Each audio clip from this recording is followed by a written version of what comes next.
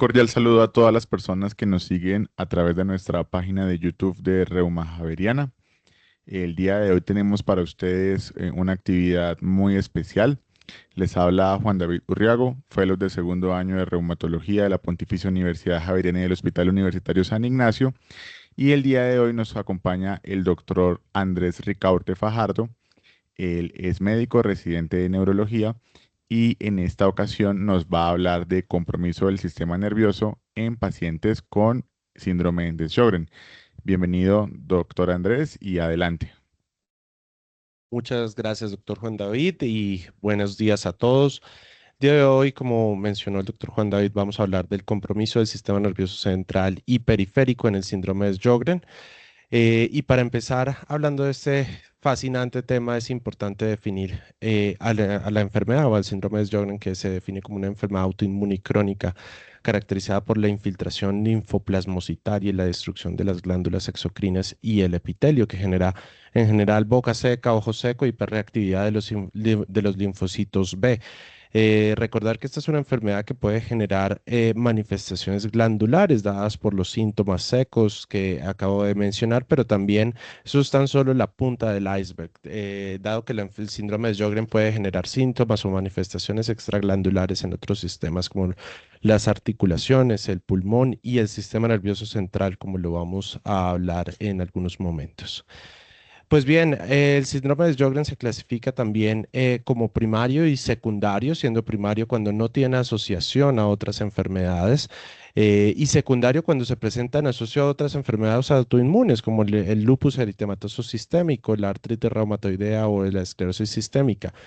Es por eso que es tan importante en el enfoque de estos pacientes buscar otras enfermedades que estén asociadas al síndrome de Sjögren y hacer un enfoque muy integral desde la primera atención al paciente, desde el primer interrogatorio y desde el primer enfoque paraclínico que hacemos en estos casos.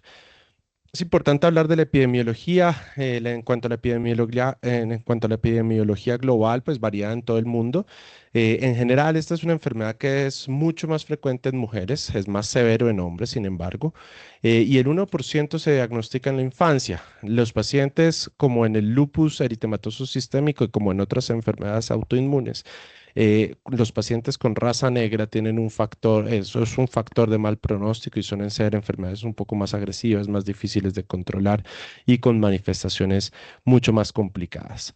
Siendo los asiáticos también los que menos reportan síntomas secos y hablando un poco de la epidemiología en Colombia, tenemos este estudio del doctor Daniel Fernández, nuestro director de reumatología aquí en la Pontificia Universidad Javeriana, en donde se reportó que la prevalencia entre mujeres fue del 0,31% y en hombres del 0,07%. Encontramos lo mismo que vemos en la epidemiología global, donde vemos que hay pues que hay más mujeres que hombres. En este caso, en Colombia, la relación es de 4,63 a 1. Y el pico de presentación, como lo pueden observar ustedes en la tabla presentada al lado derecho de la imagen, está entre los 65 a 69 años, donde hay una mayor prevalencia del síndrome de Sjögren. Entonces, es importante recordar, como lo mencioné al inicio, que tenemos las manifestaciones glandulares, que son los síntomas secos, y dentro de las manifestaciones extraglandulares está el compromiso del sistema nervioso. El sistema nervioso, pues por supuesto que se divide en el sistema nervioso periférico y sistema nervioso central. Vamos a hablar de cada una de las manifestaciones y de las más relevantes, primero del sistema nervioso periférico y posteriormente del sistema nervioso central. Entonces, empezando a hablar del sistema nervioso periférico, pues la neuropatía periférica es una manifestación frecuente del síndrome de Sjögren. Se ha visto presente hasta en el 90% de los pacientes, incluso previo al diagnóstico de la enfermedad, y esto es clave porque o cada vez que vemos un paciente con neuropatía periférica, dentro de los diagnósticos diferenciales y dentro de las cosas que tenemos que tener en cuenta para el diagnóstico etiológico, pues está el síndrome de Sjögren y otras enfermedades autoinmunes sistémicas. Recordemos que en el enfoque de los pacientes con trastornos neurológicos, sea del sistema nervioso central o del sistema nervioso periférico, pues siempre hacemos un enfoque sindromático, posteriormente topográfico y últimamente o al final un diagnóstico etiológico donde planteamos una baraja de posibilidades diagnósticas. Por eso tenemos que tener siempre presente esta enfermedad que es muy relevante en el contexto de los pacientes con neuropatía periférica. Vamos a hablar en el curso de la presentación de los patrones de neuropatía más frecuentes asociados a la enfermedad y esto va a ser muy importante sobre todo para tener digamos, tener un mejor enfoque en este tipo de pacientes. Entonces, estas son las manifestaciones más frecuentes de la síndrome de Sjögren en el sistema nervioso periférico, las ganglionopatías sensoriales, las mononeuropatías múltiples, las neuropatías craneales que pueden ser mononeuropatía craneal o puede ser el paciente puede cursar con una neuropatía craneal múltiple, la neuropatía autonómica que es fundamental y que sobre todo genera un deterioro importante en la calidad de vida de estos pacientes, la neuropatía dolorosa de fibra pequeña, que es fundamental porque genera muchos síntomas dolorosos y definitivamente es algo que deteriora el día a día del paciente y las polineuroradiculopatías que son interesantes y de las cuales ya vamos a hablar. Vamos a empezar hablando de las ganglionopatías o de la ganglionopatía de la raíz dorsal. Recordemos que las aferencias o las vías ascendentes arrancan hacia el aspecto posterior de la médula espinal. em, mientras que las vías descendentes o las vías motoras van a tener una localización más anterior a nivel de la médula espinal. Pues bien, tenemos que recordar la localización del ganglio de la raíz dorsal que está en el aspecto posterior y extramedular. Donde se va a localizar la primera neurona de las vías sensitivas que van a ir hacia el cerebro y hacia la corteza cerebral a integrar los diferentes tipos de estímulo. Entonces, en el síndrome de Sjögren, pues podemos observar que hay ganglionopatía de la raíz dorsal. eh, Y esto se puede manifestar de diferentes formas, dado que, como les mencioné, pues el ganglio de la raíz dorsal es la primera neurona en la vía en las diferentes vías sensitivas. Entonces, los pacientes pueden cursar con alteraciones sensitivas tipo ataxia o problemas propioceptivos. Sin embargo, es relevante dentro del enfoque o dentro del examen neurológico de estos pacientes que si bien pueden tener la fuerza conservada, en ocasiones ustedes podrían encontrar los reflejos disminuidos o incluso abolidos. Estas son neuropatías que no son longitud dependientes y ya vamos a ahondar un poco más en esto. Los síntomas son más parchados y pueden ser más proximales, con un curso subagudo y progresivo, que es fundamental porque también cuando tenemos síntomas medulares, síntomas de debilidad o síntomas sensitivos, debemos diferenciar del curso de la enfermedad. Eso es clave dentro del interrogatorio de estos pacientes. Debemos ver si es un curso agudo, subagudo y crónico. Y en el caso del síndrome de Sjögren, las ganglionopatías suelen tener un curso más subagudo. En cuanto a los estudios de neurofisiología, las neuroconducciones generalmente evidencian potenciales de acción sensitivos disminuidos o incluso ausentes. Y nos podemos apoyar, por supuesto, de estudios imagenológicos, por ejemplo, en esta resonancia magnética en la derecha de la pantalla, ustedes pueden observar que se observan hiperintensidades en T2 FLAIR y en los ganglios de la raíz dorsal. Y esto pues nos puede ayudar un poco en el diagnóstico, en los diagnósticos diferenciales.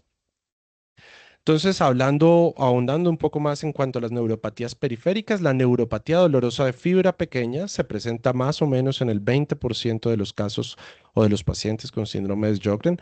De nuevo, la clasificación según el tiempo de evolución es clave. El dolor suele ser subagudo o crónico y en general estos pacientes cursan con dolor en todas las partes del cuerpo, digamos que puede ser muy parchado y los pacientes se quejan de todo. Recordemos que la alodinia es o el aumento de la percepción dolorosa de un estímulo que normalmente no sería doloroso. Clásicamente, esto lo podemos encontrar en pacientes que dicen que cuando se están cambiando les arde todo, les duele todo, o que cuando se ponen los zapatos les duele todo. Y en general eso lo podríamos catalogar como una alodinia. La hiperalgesia es cuando tenemos un estímulo doloroso, pero la paciente tiene una percepción aumentada de ese estímulo doloroso. Y eso es clave. Entonces, todos los pacientes que lleguen con unos síntomas en los cuales tengan un aumento en esa sensibilidad dolorosa, es decir, que se quejen de que cuando se están vistiendo les duele, que cuando se ponen los zapatos les duele estando en reposo, pues debemos considerar que o debemos sospechar una neuropatía dolorosa de fibra pequeña. Y aquí es clave saber que los estudios de neurofisiología no nos ayudan mucho, o bueno, nos ayudan sabiendo o teniendo en cuenta que estos estudios generalmente van a ser normales. Los síntomas nuevamente son longitud no dependiente con compromiso más proximal que distal y a veces puede ser muy parchado, o sea, es decir, a veces no sigue un patrón anatómico muy claro.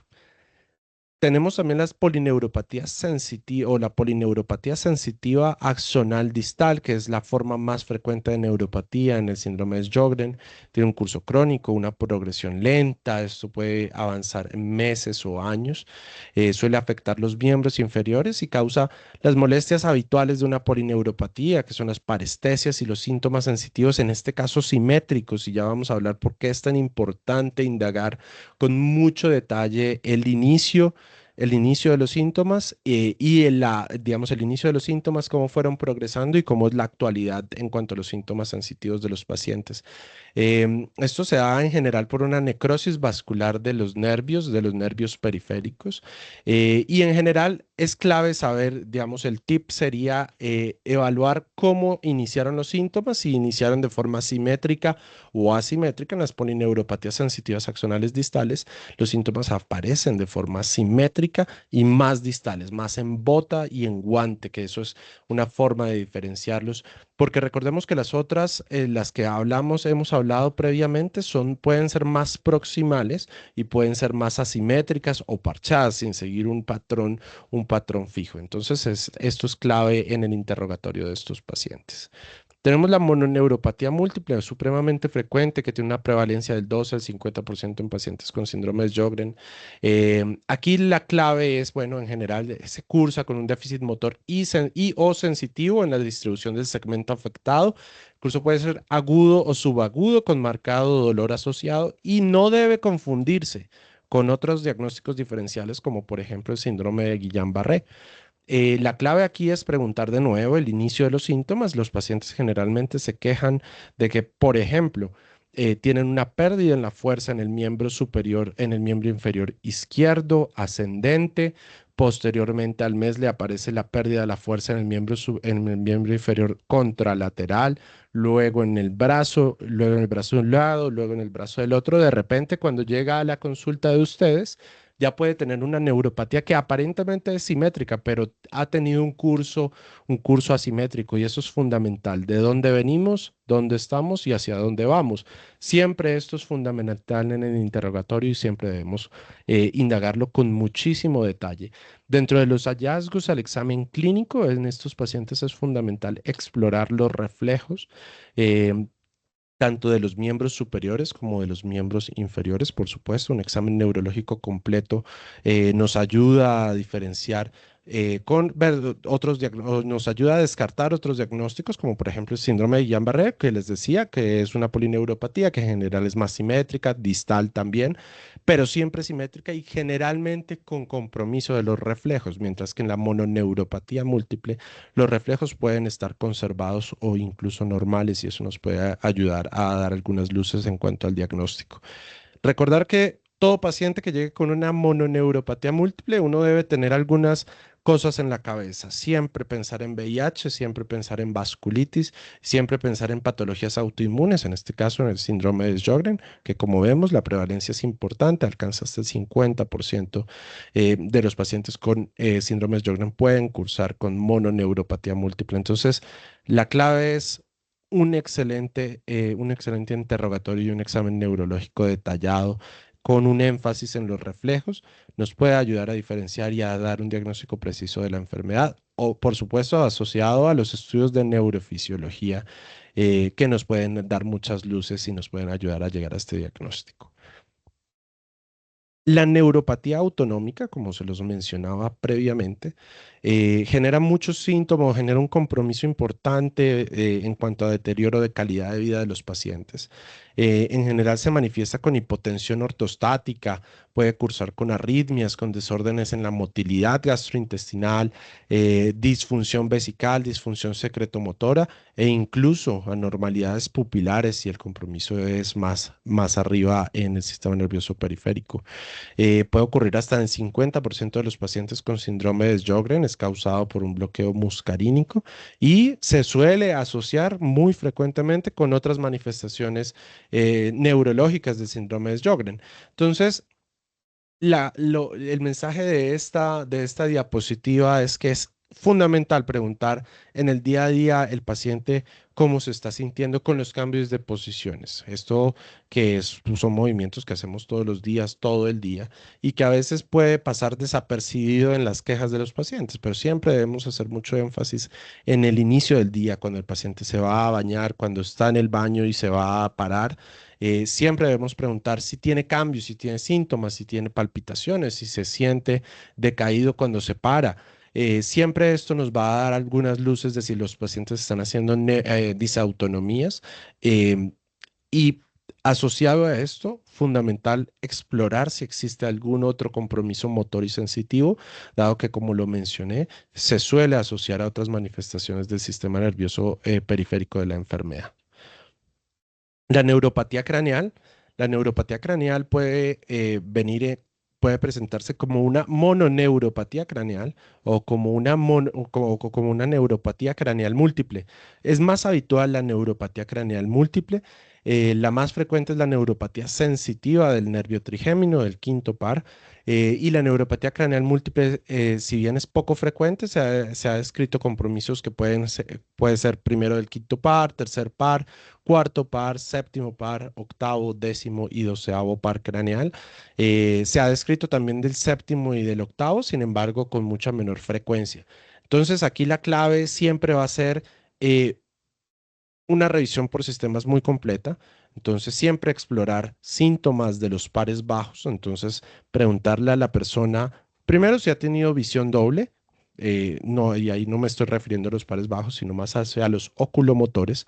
La visión doble nos da muchas luces de si los pacientes tienen trastornos en los nervios oculomotores, si ha tenido cambios en la sensibilidad en la cara, si ha tenido cambios en en la fuerza de la masticación, si le molesta masticar, y luego sí los síntomas de pares bajos, es decir, cambios en la voz y de repente la persona siente que está hablando más suave, que no puede hablar como estaba hablando antes, si siente que no puede tragar, eso es un síntoma fundamental al explorar en cuanto al interrogatorio el décimo par craneal, y si tiene cambios en en la lengua, si de repente siente que no la puede mover o si tiene alguna parte de la lengua dormida, también eso nos puede dar algunas luces. Entonces aquí la revisión por sistemas, el examen neurológico completo nos puede ayudar muchísimo explorando esta parte. Eso en cuanto a las manifestaciones del sistema nervioso periférico que son muy frecuentes, muy prevalentes. Vemos que hasta la mitad de los pacientes o incluso más pueden presentarlas. Siempre debemos estar pendientes a ellas, siempre debemos estar atentos a los síntomas sutiles que que nos pueden mencionar los pacientes y siempre preguntar cómo es el día a día de la persona. Eso nos va a orientar muchísimo para poder que no se nos que no se nos pasen esas manifestaciones que podemos tratar y que podemos diagnosticar oportunamente. Ahora sí, moviéndonos hacia las manifestaciones de la enfermedad del síndrome de Sjögren en el sistema nervioso central, un tema apasionante, tenemos que tener en cuenta que las manifestaciones neurológicas pueden aparecer, como lo mencioné antes, incluso antes que los síntomas secos. La enfermedad puede afectar cualquier localización del sistema nervioso central, es decir, localizaciones corticales o encefálicas, cortical, subcortical, córtico, subcortical o medulares. Y entonces ya vamos a explorar un poco más esto con más detalle. Entonces, estas son las manifestaciones más frecuentes. Dentro de ellas, la esclerosis múltiple like, en la cual los pacientes pueden tener básicamente cualquier síntoma por una placa de inflamación o de desmielinización en el tejido encefálico y pues según la localización pues se tendrá X o Y síntoma. Meningitis aséptica, que vamos a explorarla con más detalle, la neuritis óptica, el deterioro neurocognoscitivo, las encefalopatías, la cefalea muy frecuente, la mielitis transversa y las crisis convulsivas, que pueden, sin duda, sin lugar a dudas, siempre las tenemos que tener presentes en un paciente que no tenga historia de crisis y que de repente debuta con crisis o que viene con crisis a repetición. Siempre las enfermedades autoinmunes están a la orden del día en estos pacientes. Entonces, el deterioro cognitivo, fundamental, sobre todo recordemos las primeras diapositivas, muchos pacientes que están hacia los 60, 65, 69 años pueden tener síndrome de Sjögren y el deterioro cognitivo empieza a jugar un papel fundamental en cuanto a la calidad de vida, en cuanto a su relacionamiento con sus familiares, incluso en su relacionamiento en el trabajo, relacionamiento y desempeño laboral. Y aquí tenemos que tener en cuenta las alteraciones en la memoria, en las funciones ejecutivas y visoespaciales, que los pacientes puedan hacer los procesos que previamente hacían con normalidad si se empiezan a alterar o no. Y para esto tenemos hoy en día múltiples herramientas que nos ayudan a explorar estas o objetivizar un poco más el deterioro cognitivo desde el punto de vista metabólico y del flujo sanguíneo cerebral. Me estoy refiriendo a las imágenes moleculares, como pueden ver a la derecha, por ejemplo, en este SPECT cerebral, donde vemos que hay algún patrón de hipometabolismo frontal o parieto temporal. Esto nos puede ayudar. Es decir, hoy en día tenemos múltiples herramientas en los Estados Unidos. Los pacientes con deterioro neurocognoscitivo o como se llama en inglés cognitive decline, generalmente se les pide un estudio de imágenes moleculares, sea un FDG PET o un FDG PET, para ver si hay algún patrón de hipometabolismo en ciertas zonas del cerebro que a uno le den luces, es decir, el paciente pueda estar cursando con una demencia temprana, además de patrón de enfermedad Alzheimer-like o enfermedad de Alzheimer-like, porque un paciente con síndrome de Sjögren sin lugar a duda puede tener una enfermedad de Alzheimer asociada o si es más una demencia frontotemporal o una demencia por cuerpos de Lewy. El hipometabolismo documentado por imágenes moleculares está jugando un rol fundamental en este enfoque y cada vez más con los años lo va a ir cogiendo más. Sin embargo, en zonas donde de repente necesitemos usar estudios un poco más baratos, un poco más asequibles. También hoy en día tenemos la resonancia magnética con secuencias de perfusión cerebral, como por ejemplo el ASL MRI, que en sus siglas en inglés traduce Arterial Spin Labeling, nos permite ver cómo el flujo sanguíneo cerebral está disminuido o aumentado en ciertas zonas del cerebro. Hay múltiples estudios que han demostrado que la perfusión cerebral se correlaciona con las zonas o con los patrones de hipometabolismo cerebral en las diferentes o en los diferentes tipos de demencia. Entonces, esto nos puede ayudar a dar algunas luces. No es claro si el deterioro cognitivo puede ser es secundario al síndrome de Sjögren. Está documentado sin lugar a duda que la autoinmunidad puede facilitar o desencadenar demencias de todos los tipos, o si es, pues, digamos, la coexistencia de una enfermedad neurológica diferente.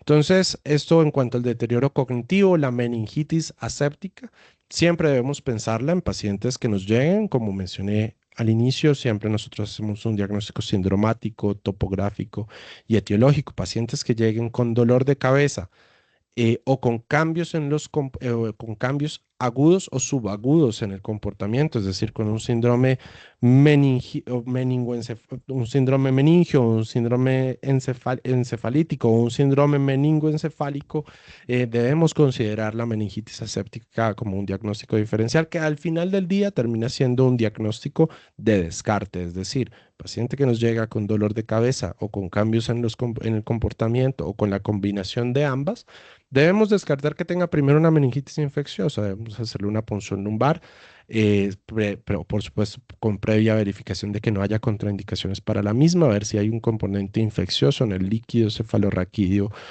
o no. Y si no lo hay, entonces podemos considerar que el paciente pueda tener una meningitis aséptica. Recordemos que las meningitis pueden cursar, por supuesto, con cefalea, como lo mencionaba, con cambios de comportamiento, pero también con crisis y con neuropatía craneal, que son los síntomas más frecuentes en los casos sintomáticos. Entonces aquí la neuropatía craneal, que la mencionamos en las manifestaciones del sistema nervioso periférico, juegan un papel muy importante. En la parte de abajo de la pantalla podemos ver múltiples secuencias de resonancia magnética en donde vemos cómo hay un aumento en la señal, en la señal de las zonas meningias en todo el parénquima encefálico. Entonces, ahí estamos pensando decimos que esa es una resonancia con un realce meningio generalizado, difuso, muy importante y que el paciente definitivamente tiene meningitis. El líquido nos dirá si es una meningitis infecciosa o si es una meningitis aséptica. Pues bien, si el líquido tiene pleocitosis, a expensas de neutrófilos, pues de repente ustedes pueden pensar que eso sea una meningitis bacteriana, pero por el contrario, si ustedes ven una imagen así, pero con un líquido cefalorraquídeo normal, pues o con pleocitosis de predominio linfocítico deben tener dentro de los diagnósticos diferenciales una meningitis aséptica, pero como les mencionaba, fundamental siempre descartar que no haya infección, porque el cambio en la conducta es dramático. Uno es antibióticos y el otro es inmunosupresores. Entonces, esto va a ser fundamental en el enfoque de estos pacientes. Los pacientes con meningitis aséptica en el contexto de un síndrome de Sjögren es generalmente bueno, con una buena respuesta a los pulsos de corticoides. Y pues bueno, en general estos pacientes responden de una forma adecuada y generalmente mejoran. La esclerosis múltiple like, entonces aquí algunas cosas a tener en cuenta. Primero que aproximadamente el 10 al 20% de los casos con síndrome de Sjögren con manifestaciones neurológicas pueden tener lesiones parecidas a la de la esclerosis múltiple. Y este es un tema muy debatido, ya vamos a hablar por qué. Pero las manifestaciones clínicas incluyen síntomas motores, síntomas sensitivos, oftalmoplegia internuclear o ataxia. Entonces, digamos que la gama de síntomas es supremamente amplia. ¿Por qué? Porque las lesiones inflamatorias pueden aparecer en cualquier localización. Y para las personas que de repente no son tan apasionadas del sistema nervioso, pues recordemos que el sistema nervioso o el cerebro funciona como un mapa. Entonces, cada zona tiene una función específica y si yo lesiono X o Y zona, pues me va a lesionar esa función específica. Entonces, siempre debemos, en estos pacientes, cuando los sospechemos, hacer un examen neurológico de los pies a la cabeza para estar seguros o, digamos, para poder hacer un enfoque clínico preimagen o tener una sospecha pretest importante. Entonces, esto es clave, saber que la gama de presentación de estas lesiones es, pues, dependiendo de la localización de la misma, y que una vez hacemos una resonancia magnética, pues las lesiones pueden ser muy parecidas a esclerosis múltiple, y aquí hay mucha controversia respecto a si las lesiones que realmente son muy parecidas, es decir, que tienen vena central atravesando la lesión en las secuencias de susceptibilidad magnética, o que de repente haya un anillo paramagnético, o que de repente presente el dedos de Dawson en los cortes sagitales, y que uno diga, no, hombre, esto definitivamente parece más una esclerosis múltiple, pero también tiene síndrome de Sjögren, pues no hay problema, o digamos que la controversia es que pueden coexistir, es decir, una persona puede tener síndrome de Sjögren en coexistencia a una esclerosis múltiple pura. Entonces, no siempre o no toda lesión inflamatoria en el sistema nervioso central en asocio a una enfermedad autoinmune de base, pues va a ser secundaria a esa enfermedad autoinmune, sino que las enfermedades autoinmunes del sistema nervioso central, como la esclerosis múltiple, la neuromielitis óptica o incluso la enfermedad por anticuerpos anti-MOC pueden coexistir con este tipo de enfermedades. Es clave entonces en ese sentido, avanzando en el enfoque de estos pacientes, pues hacer una punción lumbar, primero para descartar que no haya infección, segundo, para poderle pedir al paciente unas bandas oligoclonales que nos estén hablando de que haya esclerosis múltiple, unos anticuerpos antiacuaporina 4 para ver si hay neuromielitis óptica. Y por último, unos anticuerpos anti-MOG para ver que no haya enfermedad por anticuerpos anti-MOG. Y así podemos tener un amplio bagaje y una amplia gama de diagnósticos diferenciales para poder determinar si hay coexistencia o si es más bien secundario al síndrome de Sjögren. La mielitis transversa, fundamental también. Em, la mielitis transversa es el compromiso medular más común en los pacientes con síndrome de Sjögren. Los síntomas y signos frecuentes son paraparesia, tetraparesia, disfunción vesical y cambios sensoriales. Y en pacientes con mielitis longitudinalmente extensas deben descartarse otras enfermedades autoinmunes concurrentes, como lo mencioné previamente. Entonces, aquí, ¿cuál es la clave? ¿Cuál es la clave práctica para estos casos? Los pacientes con trastornos en la médula espinal pueden presentarse de todas las formas. Pueden presentarse con cambios en la fuerza, con cambios en la sensibilidad, tanto termoalgésica como propioceptiva. Y pueden tener sin lugar a dudas síntomas disautonómicos, como lo habíamos mencionado previamente, las neuropatías autonómicas. Los pacientes que cursen con cambios que al ojo parezcan que no cuadran tanto, debe complementarse eso con un amplio y un extenso examen neurológico, prácticamente desnudando al paciente, y así poderle explorar dermatoma por dermatoma para ver dónde hay cambios en la sensibilidad, por ejemplo, o en la fuerza. Entonces, esto es fundamental. Recordemos que las mielitis, primero, la mielitis longitudinalmente extensa se define como una zona de mielitis o que se extienda más de 3 segmentos vertebrales contiguos. Las mielitis del síndrome de Sjögren suelen ser más cortas, no suelen ser longitudinalmente extensas, generalmente tienen un comportamiento similar al de la esclerosis múltiple, es decir, mielitis de segmentos cortos. Incluso pueden tener mielitis parchadas, pueden tener una mielitis pequeña arriba, una mielitis pequeña torácica, digamos puede tener una pequeña cervical o una pequeña torácica y la gama de síntomas ser más amplia. Entonces, eso es fundamental. Cuando vemos mielitis longitudinalmente extensas, entonces ahí sí, siempre el diagnóstico diferencial va a ser una neuromielitis óptica que perfectamente puede coexistir con un síndrome de Sjögren. Entonces, lo mismo que hablamos en la diapositiva anterior, la sospechamos, pedimos una resonancia magnética del neuroeje, es decir, encefálica, columna cervical, columna torácica simple y con contraste, porque queremos ver si hay zona de realce delgado líneo en las secuencias de contraste que nos confirmen que haya una mielitis aguda, y posteriormente a la sospecha clínica y al diagnóstico de mielitis, entonces ver el diagnóstico etiológico final, si esto es un síndrome de Sjögren, si es una esclerosis múltiple, una neuromielitis óptica o un síndrome por anticuerpos o una enfermedad por anticuerpos anti-MOG. Entonces, aquí esta tabla que nos habla de las diferencias claves en cuanto a la mielitis transversa en Sjögren, en esclerosis múltiple y en neuromielitis óptica, que NMOSD traduce neuromielitis, espectro de la enfermedad o del espectro de los desórdenes de la neuromielitis óptica.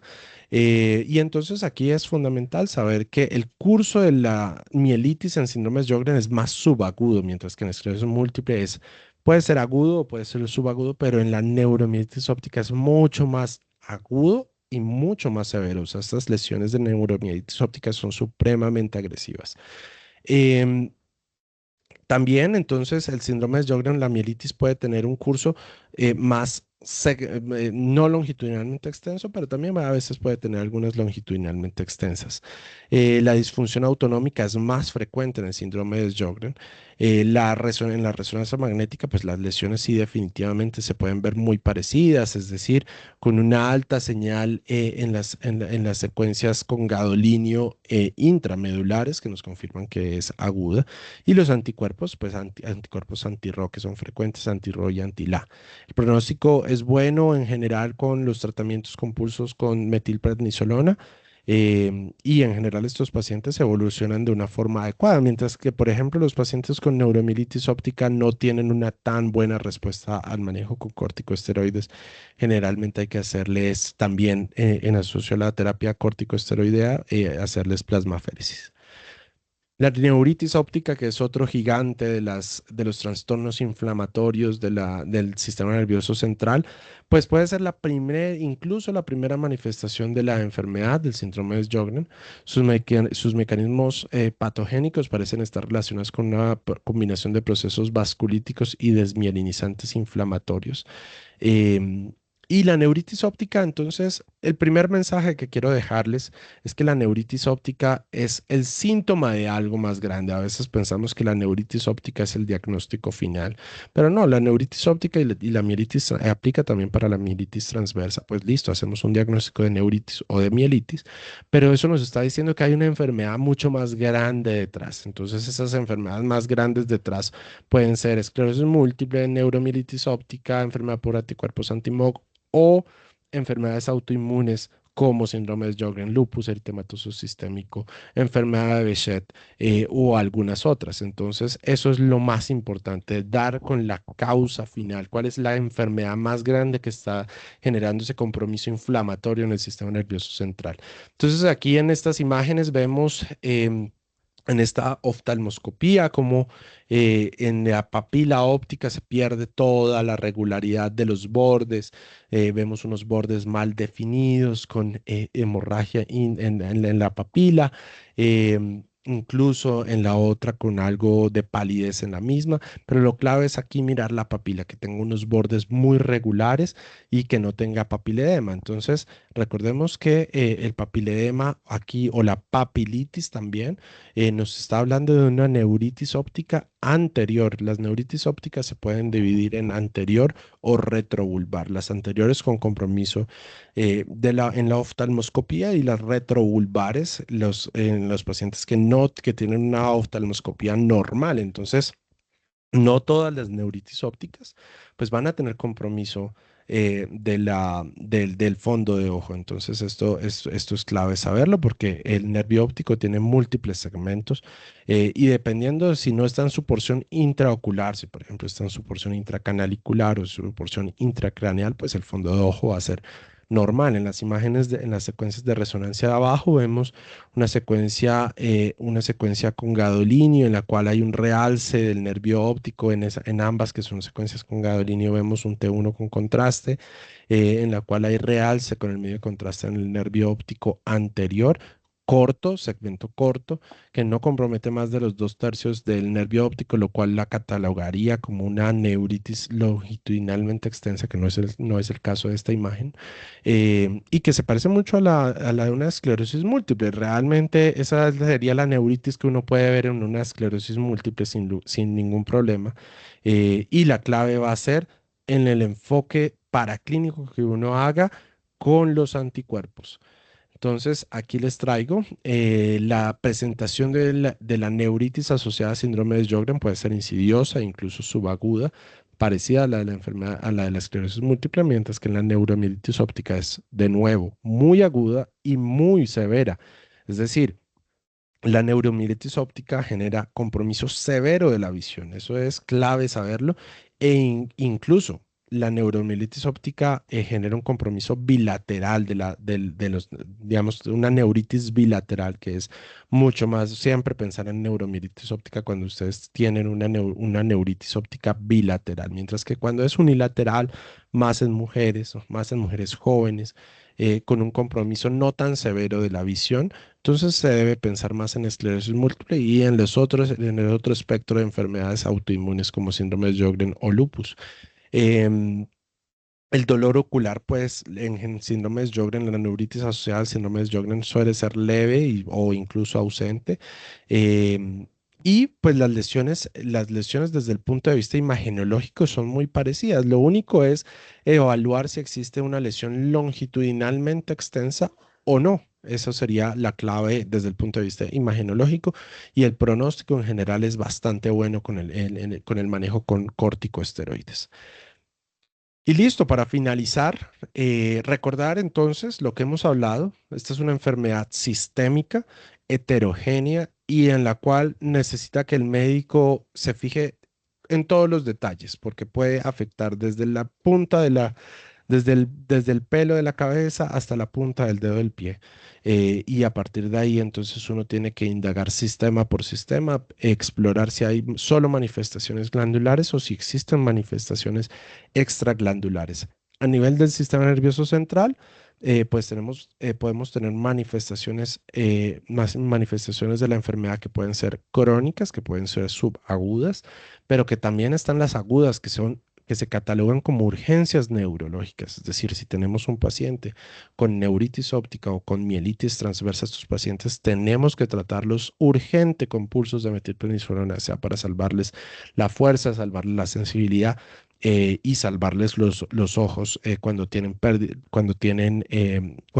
cambios o alteraciones en su visión. Entonces, esto es fundamental, hacer un enfoque integral del paciente e ir abordando sistema por sistema, problema por problema y siempre explorando la coexistencia de otras enfermedades, no quedarse encasillado en una sola enfermedad, sobre todo en autoinmunidad, donde siempre uno puede tener una, dos o la combinación de varias. Entonces, ese sería el mensaje, siempre explorar muy bien, indagar muy bien sobre los síntomas, hacer una revisión por sistema supremamente completa y preguntar de dónde venimos, dónde estamos, hacia dónde vamos, asociado a un examen clínico completo, incluyendo el examen neurológico, que a veces a la gente se le olvida, pero es fundamental para explorar cosas que son potencialmente tratables y que tienen un alto impacto en la calidad de vida de los pacientes. Mensajes para llevar a casa: las manifestaciones neurológicas del síndrome de Sjögren pueden aparecer incluso antes de los síntomas secos. Se debe buscar en el contexto de una neuritis óptica. Siempre que paciente que debute con una neuritis óptica, busquemos las enfermedades autoinmunes, busquemos las enfermedades desmielinizantes primarias del sistema nervioso central y que pues, sin lugar a duda puede coexistir con otras enfermedades desmielinizantes como la esclerosis múltiple o la neuromielitis óptica. Muchas gracias, doctor Andrés. Creo que ha sido una exposición muy completa, muy ilustrativa. Nos ha enseñado mucho a todos los que somos médicos, no neurólogos. Afortunadamente, nuestros pacientes que vemos con síndrome de Sjögren, pues tienen una enfermedad circunscrita a lo que son los síntomas secos, ¿no? La queratoconjuntivitis seca, la xerostomía. Y si bien estamos muy alertas siempre a monitorizar la presencia de estas manifestaciones extraglandulares de la enfermedad, en ocasiones pasamos por alto buscar activamente todo lo que es el compromiso neurológico, tanto bien sea como usted lo explicó, de nervio periférico como de sistema nervioso central. Entonces creo que, como usted muy bien nos ha explicado, es muy importante siempre hacer una revisión por sistemas muy exhaustiva. No sé, me gustaría pedirle, porque creo que en este punto las personas que nos han seguido hasta acá pues tienen mucha información, pero a manera de síntesis, ¿qué podría un médico no neurólogo, entendiendo que no tenemos el entrenamiento que tienen ustedes formalmente para hacer un examen físico neurológico completo, o de pronto no todas las habilidades para indagar los síntomas de una forma asertiva? Quisiera pedirle, por favor, doctor Andrés, si nos puede decir, ya a modo de síntesis, dentro de una revisión por sistemas, ¿qué debería preguntársele a un paciente con síndrome de Sjögren de forma muy práctica para el médico no neurólogo, y que nos vayamos con esa inquietud en la cabeza de que estas manifestaciones son posibles en estos pacientes y que debemos buscarlas activamente?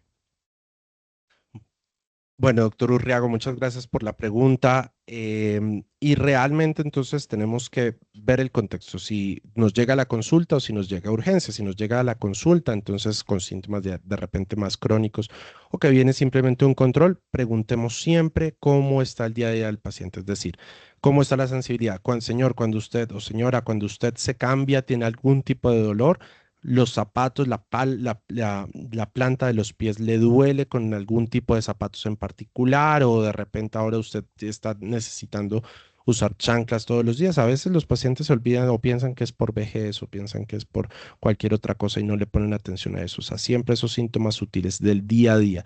Está teniendo problemas para cambiarse cuando se está bañando, siente el agua de la misma temperatura a la habitual.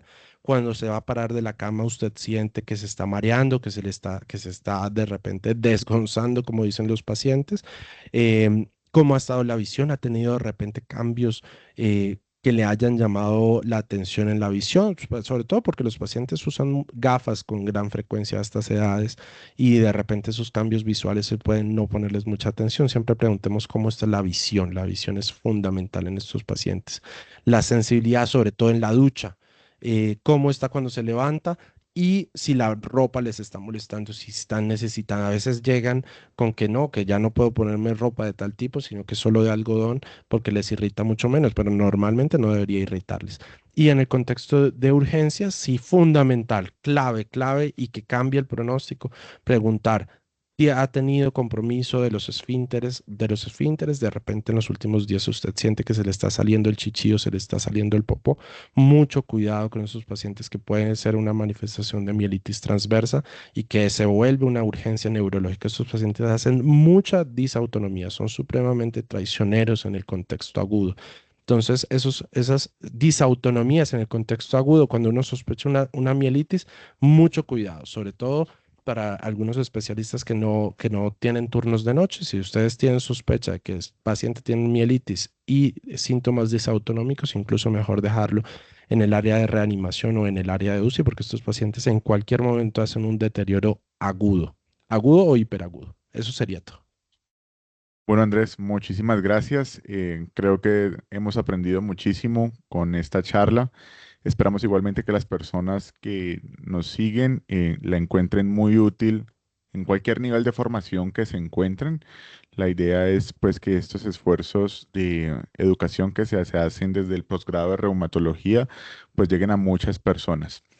Muchas gracias de nuevo, doctor Andrés, y les deseamos un feliz día.